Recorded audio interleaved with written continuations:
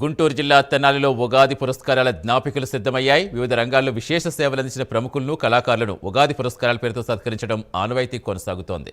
ఈసారి రాష్ట్ర ప్రభుత్వం ఈ నెల 30న పురస్కారాల జ్ఞాపికలు అందించనుంది. ఇప్పటికే హంస ప్రతిమ, తెలుగు తల్లి ప్రతిమల శిల్పాలు సిద్ధం చేశారు. ఇటీవల ఎమ్మెల్సీ ఆలపాటి రాజేంద్ర ప్రసాద్, మాజీ మంత్రి నన్నపనేని రాజకుమారి ఈ శిల్పాలను పరిశీలించారు.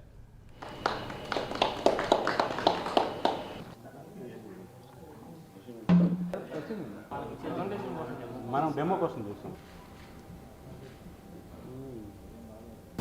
ఈ నెల ఆ రోజున స్మరించుకుంటూ వారికి కళ్ళకి కానొచ్చైనటువంటి చెప్పుకోవడం అనేది చాలా